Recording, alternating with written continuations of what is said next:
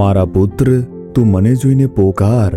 મારી પુત્રી, તું મને જોઈને પોકાર. હું તને છુટકારો અપાવીશ. આમ પ્રભુ તમને વચન આપે છે, આઈ વિલ ડિલિવર યુ. અવશ્ય જેવું કહ્યું છે તેવી રીતે છોડાવીશ, સંકટમાંથી છોડાવીશ, દેવાની સમસ્યામાંથી છુટકારો અપાવીશ. આવક નથી તેને હું આપીશ, સંકટની પરિસ્થિતિ છે તેને હું દૂર કરી નાખીશ. પ્રભુએ કહ્યું છે એટલે છુટકારો.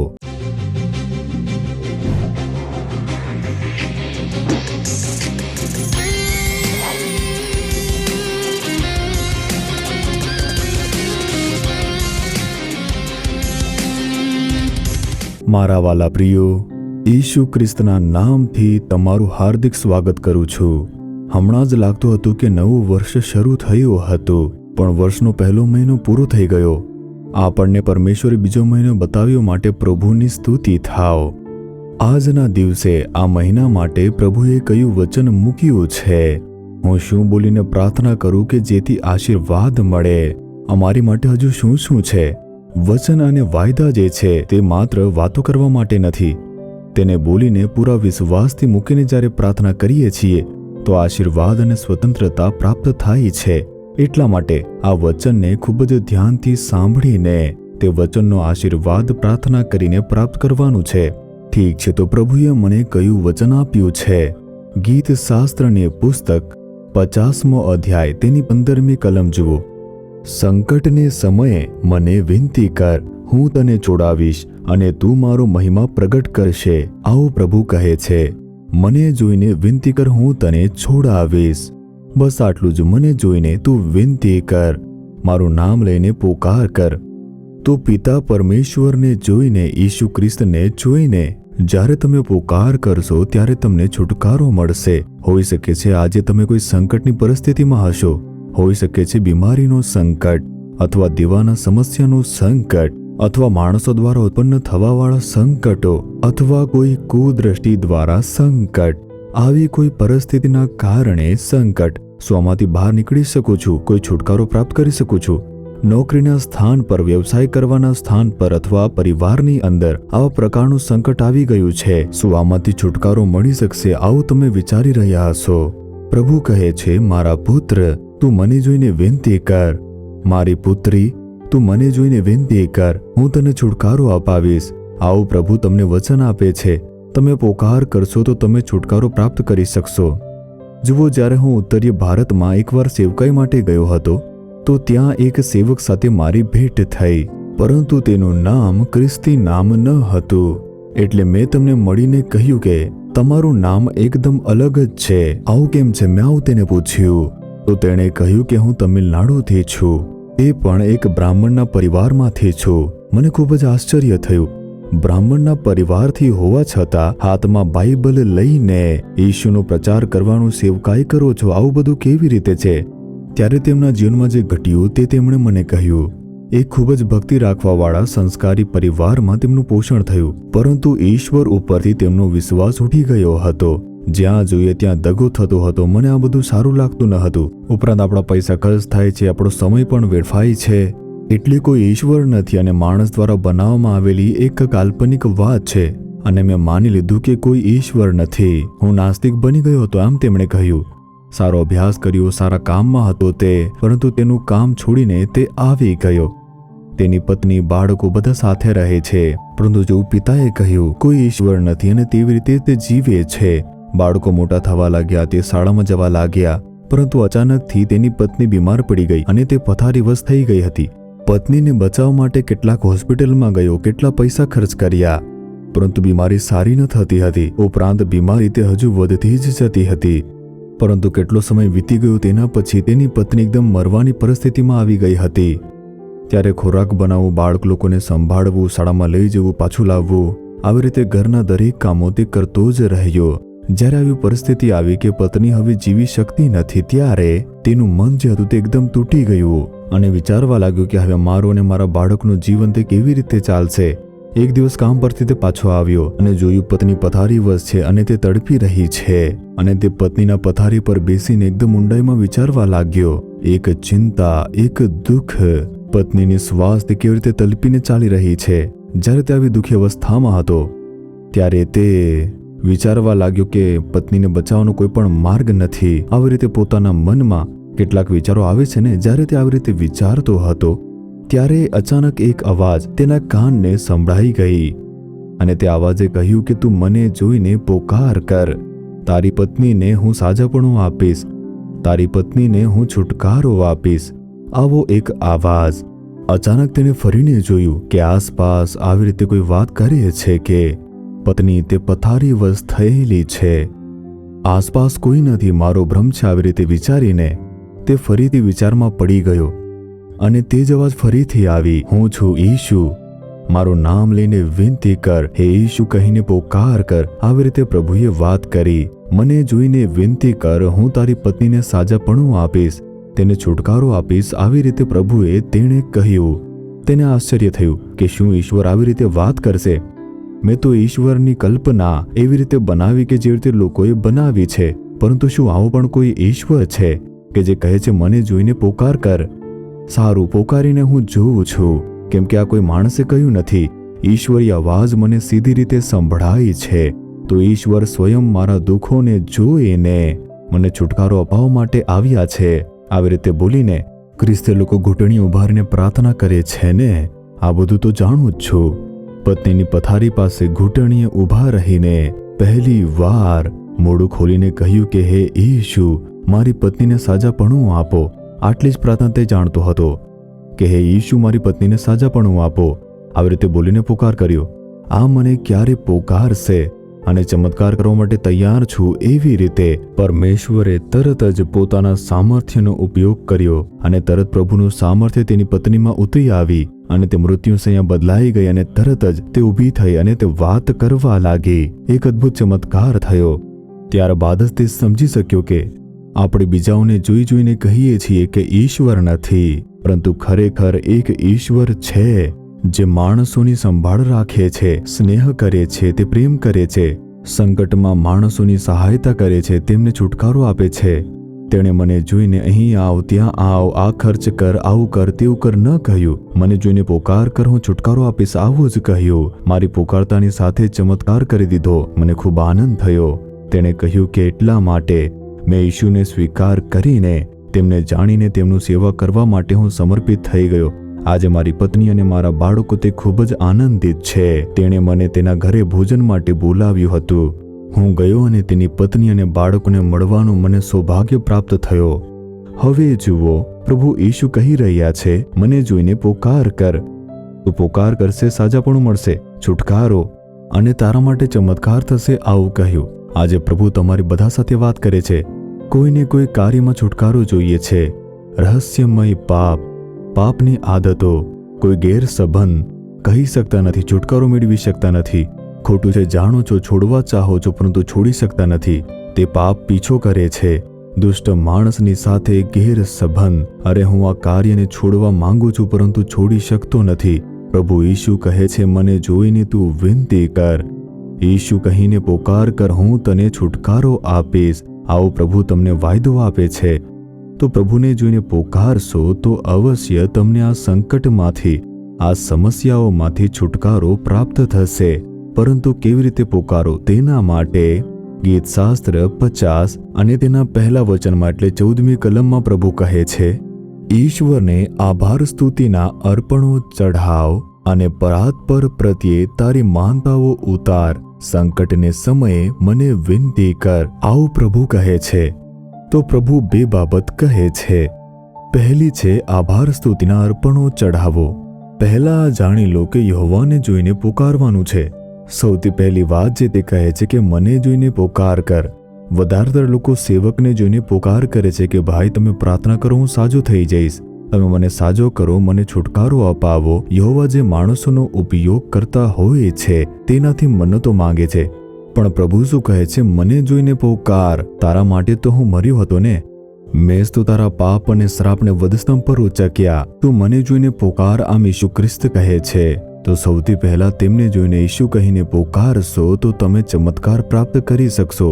માથી 8મો અધ્યાય તેના 2 કલમમાં તમે જોશો તો કુષ્ઠ રોગથી ગ્રસિત એક માણસ આવીને, હે પ્રભુ, હે ઈશુ ખ્રિસ્ત, મને તમે ચાહો તો સાજાપણું આપી શકો છો. અને ઈશુ ચમત્કાર કરે છે. તે જ માથી 8મા અધ્યાયના 6 કલમમાં એક ખૂબ જ મોટા સેનાનો સુબેદાર હતો. તે યહૂદી નથી, તે રોમન એક અધિકારી છે. તે પોતાના નોકરને જે લકવાગ્રસ્ત છે તેનાથી પીડિત છે, ખૂબ જ દુઃખ ઉચકે છે, તેને છુટકારો જોઈએ છે, આવી રીતે પોકાર કરે છે. પ્રભુ તેને ઉત્તર આપે છે. પવિત્ર શાસ્ત્રમાં જોઈએ છે તે ચમત્કાર કરે છે. માથી 14મો અધ્યાય તેની 30મી કલમમાં જ્યારે પિતર સમુદ્રમાં ઉતરીને ડૂબવા લાગે છે, વચ્ચે સમુદ્રમાં ઉપરથી રાતનો સમય છે, અને જ્યારે પિતર પાણીમાં ડૂબી રહ્યો હતો, હે પ્રભુ તમે મને બચાવો, આવી રીતે ઈશુને જોઈને પોકાર કરી. તરત ઈશુએ પોતાનો હાથ આગળ વધારીને પિતરને બચાવી લીધો. આમ પવિત્ર શાસ્ત્રમાં જોઈએ છીએ પાણીમાં ડૂબવાથી બચાવીને ઈશુએ પિતરને છુટકારો આપ્યો, તેને ડરમાંથી છુટકારો અપાવ્યો, સંકટની ભલાઈમાં બદલી નાખ્યું. પ્રભુ તમારી માટે પણ આવું કરશે. તેમને જોઈને પોકાર કરો, બસ આટલું જ. ઈશુ કહીને પોકાર કરો, તમે ચમત્કાર જોશો. માથી 15મો અધ્યાય તેની 22મી કલમ જો તમે જોશો તો એક કનાની સ્ત્રી, તે એક અલગ જાતિની છે, યહૂદીઓથી અલગ જાતિની છે. એટલા માટે તે પોકારે છે પોતાની દીકરી માટે કે હે ઈશુ, દાઉદના સંતાન, મારા ઉપર દયા કર. દીકરીને દુષ્ટ આત્મા સતાવે છે. પ્રભુએ તે માતાની પ્રાર્થના સાંભળીને તેને છુટકારો અપાવ્યો. માથી 17મો અધ્યાયમાં તમે જોશો એક પિતા આવીને પોકાર કરે છે, હે ઈશુ, મારા પુત્ર પર દયા કર. 15મા વચનની અંદર પ્રભુ તેને છુટકારો અપાવે છે. તો હે ઈશુ, મારા પ્રભુ, મારા પરમેશ્વર પિતા, પ્રભુ ઈશુને જોઈને તમારે પોકાર કરવાની છે. તેમનું નામ લઈને પોકાર કરશો તો તમને છુટકારો મળશે. જે સમય તેમને પોકાર કરે છે ત્યારે હજી એક વાત તેમાં ધ્યાન આપો. આભાર સ્તુતિનું અર્પણ તેમને ચઢાવીને પોકારો. પ્રભુનું વચન કહે છે આભાર સ્તુતિના અર્પણો ચઢાવો. તે કેવા અર્પણો છે? તેને કેવી રીતે ચઢાવવામાં આવે છે? એટલે કે પ્રભુના નામની સ્તુતિ કરવી, થેન્ક્સ ગિવિંગ, ધન્ય કહેવું. પ્રભુએ જે સારા કામો કર્યા તેને ધ્યાન કરીને તેમનું ધન્યવાદ કરવું. તમે યોહાન 11મો અધ્યાય તેની 41મી કલમ જ્યારે વાંચશો તો ઈસુ ખ્રિસ્ત જે લાજરસને દફનાવવામાં આવ્યો હતો તે સમયે તેની કબ્ર પાસે આવીને પ્રાર્થના કરે છે. કેવી પ્રાર્થના કરે છે? હે પિતા, તમે મારું સાંભળ્યું છે માટે હું તમારો આભાર માનું છું. તમે મારું સાંભળ્યું છે એટલા માટે આની પહેલા મેં જ્યારે પ્રાર્થના કરી, તમે મારી પ્રાર્થનાનો ઉત્તર આપ્યો છે, તમારો આભાર. આવી રીતે પ્રાર્થના શરૂ થવી જોઈએ. આપણે પણ આવી રીતે જ કરીએ. હમણાં સુધી પ્રભુએ જે ભલાઈ કરી તેના વિશે વિચારો. પાછલા દિવસોમાં જ્યારે તમે પ્રાર્થના કરી તો પ્રભુએ છુટકારો આપ્યો, સાજાપણું આપ્યું, તમારા માટે ચમત્કાર કર્યો ને? તે માટે પ્રભુને ધન્યવાદ કહો કે હે પ્રભુ, હમણાં સુધી મારા પ્રાર્થનાઓનો તમે ઉત્તર આપ્યો છે માટે તમારો આભાર પ્રભુ. છુટકારો અપાવ્યો માટે તમારી સ્તુતિ થાવ. આવશ્યકતાઓની પૂર્તિ કરી છે તે માટે સ્તુતિ થાવ. આ કામ માટે મેં આવી રીતે પ્રાર્થના કરીને તમે આવી રીતે ઉત્તર આપ્યો માટે તમારી સ્તુતિ થાવ. તો પ્રભુ આપણી પ્રાર્થના સાંભળીને જે ઉત્તર આપે છે તેના માટે સૌથી પહેલા પ્રભુને આભાર સ્તુતિનું અર્પણ ચડાવવું જોઈએ. જ્યારે તમે આવી રીતે ધન્યવાદ કહેશો ત્યારે તેમના ઉપરનો જે વિશ્વાસ છે તેમને બહાર પ્રગટ કરો છો. તે જ વિશ્વાસ તમારા માટે ચમત્કાર લઈને આવશે. તો આભાર સ્તુતિના અર્પણો જ્યારે ચડાવશું, સ્તુતિ કરીશું, શું શાંત રહેશું? કેટલાક લોકો તો મોડું જ ખોલતા નથી. માની લો કોઈને થેન્ક્સ કહેવાનું છે, શું આવી રીતે કહેશો? થેન્ક્સ બોલવા માટે મોઢું ખોલશો ને? તો તમારું મોઢું ખોલો. કોઈ જો લખવા માટે તમને પેન પણ આપશે તો તેને પેન પાછી કરશો. તે સમયે સામે કોણ છે તે બધું વિચારતા નથી. કોઈ પણ શરમ વગર આપણે તેમને થેન્ક્સ કહીએ છીએ. પરંતુ ઈશુને થેન્ક્સ કહેતા વખતે શરમાઈએ છીએ કે આજુબાજુના લોકો તે જોઈ છે કે પ્રભુ કેવી રીતે ચમત્કાર કરશે. પ્રભુએ જે ભલાઈ કરી છે તેના માટે પ્રભુને ધન્યવાદ કહીએ છીએ, થેન્ક્સ કહીએ છીએ. તો જ્યારે તમે પ્રભુને વારંવાર થેન્ક્સ કહેતા રહેશો તો તમારા વિશ્વાસને તમે પ્રગટ કરતા રહેશો. તો પ્રભુ આ જોશે કે આ ધન્યવાદ કહે છે, આભાર સ્તુતિનું અર્પણ ચઢાવે છે, એટલે તેની પ્રાર્થનાનો ઉત્તર આપવાનો છે. આવી રીતે બોલીને યહોવા ઉત્તર આપે છે. તો સૌથી પહેલા તમે કોઈ પણ પોકાર કર્યા વગર પાછલા દિવસોમાં પ્રભુએ પ્રાર્થનાનો જે ઉત્તર આપ્યો છે તેના માટે ધન્યવાદ, થેન્ક યુ કહીને પ્રભુની સ્તુતિ કરો, આભાર સ્તુતિનું અર્પણ ચઢાવો. પ્રભુ તે સંતુષ્ટિ સાથે સ્વીકારે છે. બીજી હજી એક વાત છે જેના પર ધ્યાન આપો. પવિત્ર શાસ્ત્રમાં જોઈએ છીએ ગીત શાસ્ત્ર 50:14 આભાર સ્તુતિના અર્પણો ચઢાવીને માનતાઓ ઉતારો. આભાર સ્તુતિનો અર્પણો ચઢાવો અને પરમ પ્રધાન માટે પ્રભુથી માનતાઓ માંગો, આવી રીતે કહેવામાં આવ્યું છે. તો દરેક કાર્ય માટે માનતાઓ માંગવા માટેની જે પ્રાર્થના છે તેની અંદર એક સામર્થ્ય છે જેથી પરમેશ્વર તે કાર્યમાં ઉત્તર આપે છે. પરંતુ પ્રભુને જે માનતા આપો, વાયદા આપો તેને પૂર્ણ કરો. જો પૂરી કરી શકતા નથી તો વાયદો આપશો નહીં.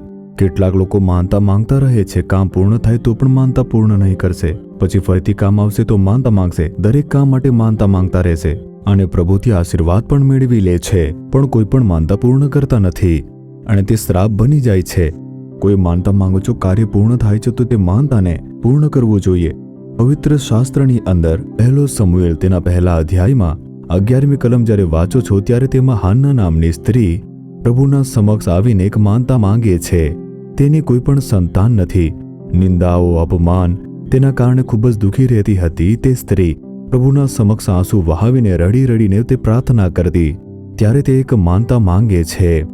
માનતા માંગીને પ્રાર્થના કરે છે. કેવી માનતા માંગે છે કે મને એક પુત્ર તમે આપો. એક પુત્ર આપશો તો હું તે તમને જ અર્પણ કરી દઈશ. મને નહીં જોઈતો, હું તમને અર્પણ કરીશ. તો પુત્ર માટે માનતા માંગી કે નિંદા તે દૂર થઈ જાય. મારું અપમાન કરે છે, મને બાંજ કહે છે, મને ખોટી બાબતો બોલે છે, મારા મનને ખૂબ જ ઠેસ લાગે છે, તે દૂર થઈ જાય. બોલાવાળોનું મોં બંધ થઈ જશે ને, પછી તે કશું પણ બોલશે નહીં ને. તે માટે મને એક પુત્ર આપો, હું તે તમને જ અર્પણ કરી દઈશ. આવી માનતા માંગીને પ્રાર્થના કરે છે. તે પ્રાર્થનાનો તરત પ્રભુએ ઉત્તર આપી દીધો. આવું પવિત્ર બાઇબલમાં જોઈએ છીએ. તેણે જે માનતા માંગી તેણીએ તે પૂર્ણ કરી. બાળકનું દૂધ છૂટ્યું તેની સાથે જ પરમેશ્વરના આરાધનાલયમાં લઈ જઈને તેને સેવક એલીના હાથમાં સોંપીને તેણીએ માનતાને પૂર્ણ કરી કે મેં આ પુત્ર સેવકાઈને સોંપું છું. અને ખૂબ આદરથી કહ્યું કે તમે આને રાખી લો. કેટલાક લોકો માનતા માંગીને ભૂલી જાય છે. જ્યારે તેનો પ્રભુ આભાસ કરાવે છે ત્યારે પણ તેને ધ્યાન આપતા નથી. માનતા માંગો તો તેને અવશ્ય પૂર્ણ કરો. હાન્નાએ માનતા પૂરી કરી, એટલા માટે યહોવાએ ફરીથી તેને આશીર્વાદ આપ્યો. પહેલો સમુએલ 2 અધ્યાય તેની 21મી કલમની અંદર ફરીથી તેને 3 દીકરા અને 2 દીકરી આપીને પ્રભુએ આશીર્વાદ આપ્યો અને એક મોટો પરિવાર બની ગયો. માનતા પૂરી કરી તેના પછી નિરંતર આશીર્વાદ મળશે. જો તમે માનતાને પૂર્ણ કરી નથી તો પરમેશ્વર તમારા પર વિશ્વાસ રાખીને આશીર્વાદ આપશે નહીં. તો તમારી પોતાની ભલાઈ તમે સ્વયં ગુમાવી દેશો. એટલે માનતા માંગીને પ્રાર્થના કરો તો તેને અવશ્ય પૂર્ણ કરજો. સંતાન માટે પ્રાર્થના કરવા આવે છે અને આવ્યા પછી જ્યારે આશીર્વાદ મળી જાય છે તો પોતાના સંતાન સાથે આવશે. હું તેમને એક જ પ્રાર્થના બતાવું છું કે પ્રભુ, જો તમે મને કોઈ સંતાન આપે તો હું તે સંતાન તમારા માટે પાલન પોષણ કરીશ. આવી રીતે માનતા માંગો. હું મારા હિસાબથી પાડીશ નહીં. તમે જેવી રીતે ચાહશો તેવી જ રીતે હું તમારા માટે તેનું પાલન પોષણ કરીશ. આવી રીતે મેલમિલાપ કરીને માનતા માંગીને પ્રાર્થના કરો. ઘણા લોકોએ આવી રીતે પ્રાર્થના કરીને પોતે ચમત્કાર પ્રાપ્ત કર્યા છે. તે પોતાના બાળક સાથે આવે છે કે યહોવા પાસે માંગ્યું અને પ્રભુએ આપી દીધું. તો પ્રાર્થના કરતા સમયે તેમણે માનતા માંગીને યહોવાને તે બાળક સમર્પિત કરીને માનતા માંગીને પ્રાર્થના કરી એટલે પ્રભુએ અદ્ભુત રીતે ઉત્તર આપ્યા છે. આવી ઘણી બધી ઘટનાઓ મેં જોઈ છે. ઠીક છે, હવે આગળ જુઓ. યાકૂબ નામનો એક પરમેશ્વરનો જન તે પ્રાર્થના કરે છે. ઉત્પત્તિ 28મો અધ્યાય તેની 22મી કલમની અંદર, પરમેશ્વર, જો તમે મને આશીર્વાદ આપીને મારું રક્ષણ કરશો તો જે કશું તમે મને આપશો તેનું દશાંશ હું અવશ્ય તમને આપીશ. આવી રીતે બોલીને તેને માનતા માંગી. દશાંશ જે છે એટલે કે 10મો ભાગ, પ્રભુ જે આશીર્વાદ આપે છે તેમાંથી એટલે કે લાભમાંથી પરમેશ્વરને 10મો ભાગ આપવો. એટલે જ લોકો જ્યારે પગાર મેળવે છે તો તે પગારમાંથી 10માંથી 1 યહોવાને આપી દે છે. વ્યાપારી લોકો પોતાનો હિસાબ કરીને આ મહિનાની અંદર કેટલો લાભ થયો છે તે લાભમાંથી, ફાયદામાંથી 10માંથી 1 યહોવાને આપે છે. આ પ્રકારથી તેનું અનુસરણ કરવાવાળા અનેક લોકો છે અને તે આશીર્વાદ પ્રાપ્ત કરતા રહે છે. તો આવી માનતાઓ માંગીને યાકૂબે પ્રાર્થના કરી અને પરમેશ્વરથી આશીર્વાદ મેળવી એક ખૂબ જ મોટો કરોડપતિ બનીને તે પાછો આવે છે, જે ખાલી એક લાકડી લઈને ગયો હતો. એ ખૂબ જ મોટો કરોડપતિ બનીને આવે છે. પવિત્ર શાસ્ત્રમાં જોઈએ છીએ માનતાઓને તે પૂર્ણ કરતો રહ્યો. માનતાઓ પૂર્ણ કરવા માટે તેણે સ્વયંને અર્પિત કરી દીધું. તો તમે પણ માનતા માંગીને પ્રાર્થના કરી શકો છો. એકવાર એક પરિવાર મને મળવા માટે આવ્યો. પતિ પત્ની તેના બાળકો સાથે મને મળવા માટે આવ્યા. કવરમાં 3 લાખ રૂપિયા નાખીને મને આપ્યા. આ શેના માટે મેં પૂછ્યું તો કહ્યું, અમે એક માનતા માંગી હતી. કેવી માનતા માંગી હતી? લાંબા સમયથી મારી દીકરીના લગ્નમાં રૂકાવટો આવી રહી હતી. તમે કહ્યું હતું ને યહોવા માટે માનતા માંગીને પ્રભુના રાજ્યના કામ માટે માનતા માંગીને પ્રાર્થના કરો. તો મેં વિચાર્યું ઉત્તર ભારતમાં એક ચર્ચ બનાવીને આપીએ. લગ્નના કાર્યમાં કેટલા લાખો રૂપિયા ખર્ચ કરીએ છીએ. ખોરાક માટે, ઘરેણાં માટે, કપડાં માટે ઘણા બધા ખર્ચા છે. તેમાંથી આ 3 લાખ રૂપિયા કાઢીને જ્યાં કોઈ નથી તેવા ગામમાં ચર્ચ બનાવવા માટે મેળમિલાપ કરીએ છીએ બોલીને અમે માનતા માંગી. પ્રભુએ અમારી માનતા અને પ્રાર્થનાને સાંભળી છે. લગ્નની રૂકાવટો દૂર કરી નાખી અને કોઈ પણ પરેશાની વગર એકદમ સારી રીતે લગ્ન પૂર્ણ થઈ ગયું. એટલા માટે જેવી રીતે અમે માનતા માંગી હતી તેવી રીતે આ ભેટ આપવા આવ્યા છીએ. આ લઈને ઉત્તર ભારતમાં ક્યાં પણ એક ચર્ચ બનાવવાની તૈયારી કરો. જુઓ કેટલી સારી એક માનતા છે. આજે વધારતા લોકો કેવી માનતા માંગે છે. ઈશુ મને સાજો કરી દો, હું મધ્યસ્થીની પ્રાર્થનામાં સાક્ષી આપીશ. ઈશુ મારા માટે ચમત્કાર કરો, મધ્યસ્થી પ્રાર્થના સભામાં સાક્ષી આપીશ. આમાં કોઈ ખર્ચો થાય છે? આ બધું તો સેવક લોકોનું કામ છે. મેં માનતા માંગી છે, સાક્ષી આપવા માટે મને સ્થાન આપો. આવી રીતે બોલીને ઘણા લોકો આવશે. બધાને સમય મળતો નથી ને. તો આ જે છે ખર્ચા વગરની માનતાઓ છે.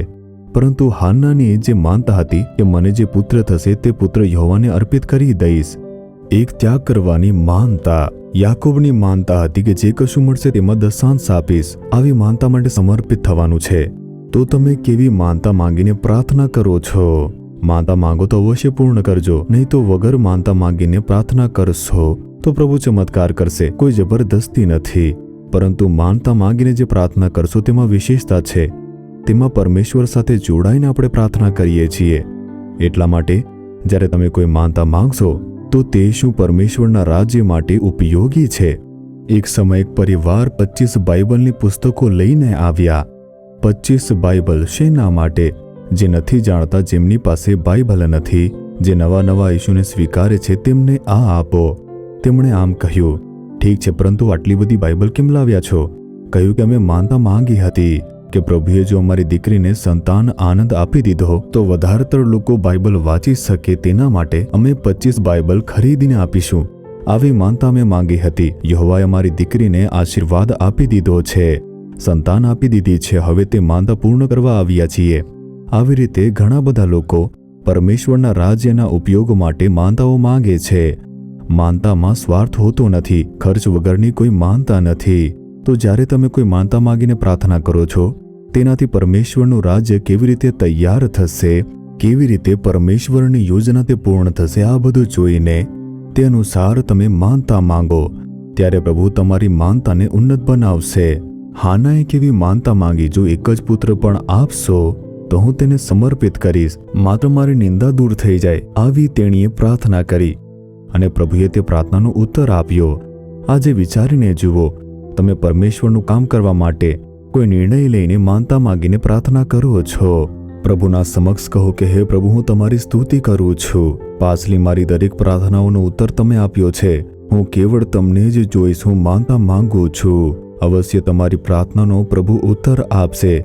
કેવળ આટલું જ નહીં, ચોથી હજુ એક વાત છે, જાણી લો. પ્રભુ શું કહે છે તે જોઈ લો. સંકટને સમયે મને વિનંતી કર, હું તને છોડાવીશ. એકદમ પાક્કું વચન, આઈ વિલ ડિલિવર યુ. અવશ્ય જેવી રીતે કહ્યું, હું છોડાવીશ, સંકટમાંથી તને છોડાવીશ, દેવાના સમસ્યામાંથી છુટકારો અપાવીશ, જ્યાં આવક નથી ત્યાં આવક આવશે, સંકટની પરિસ્થિતિમાંથી તને છોડાવીશ. પ્રભુએ કહી દીધું એટલે છોડાવશે જ. પણ તેની આગળ પ્રભુ શું અપેક્ષા રાખે છે? કે તું મારો મહિમા પ્રગટ કરશે. તે જ પ્રભુની અપેક્ષા છે. હું તારા માટે ચમત્કાર કરીશ, પરંતુ મારી અપેક્ષા છે કે તું મારી મહિમા પ્રગટ કરે. ઈશુએ મારા માટે આવું કર્યું. ઈશુએ મને આ આપ્યું. આ મેં ઈશુ ખ્રિસ્તના નામથી પ્રાપ્ત કર્યું બોલીને તારે મારી મહિમા કરવી પડશે. પ્રભુનો વિશ્વાસ આ છે કે તું મારી મહિમા પ્રગટ કરશે.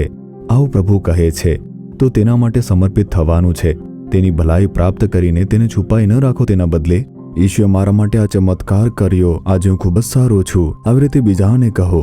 સંકટના સમયે સમસ્યાની વચ્ચે પ્રભુએ કેવી રીતે સહાયતા કરી, તે પ્રાર્થનાનો પરમેશ્વરે કેવી રીતે ઉત્તર આપ્યો, તેના વિશે લોકોને બતાવીને તમે પ્રભુની મહિમા પ્રગટ કરો, ત્યારે પ્રભુના મનમાં આનંદ પ્રગટ થશે અને તે નિરંતર તમારા માટે ચમત્કાર કરશે. કેટલાક લોકો એક જ આશીર્વાદ પ્રાપ્ત કરીને થોભી જાય છે, કેમ કે પરમેશ્વરની મહિમા ન કરવાથી પ્રભુ જોઈ છે કે આને આશીર્વાદ આપવાથી શું ફાયદો. પરમેશ્વર ન તો પૈસા માંગે છે, ન તો સંપત્તિ માંગે છે, ગળામાં પહેરવા માટે સોનાનો હાર માંગ્યો નથી. તું મારો મહિમા પ્રગટ કર, બસ આટલું જ.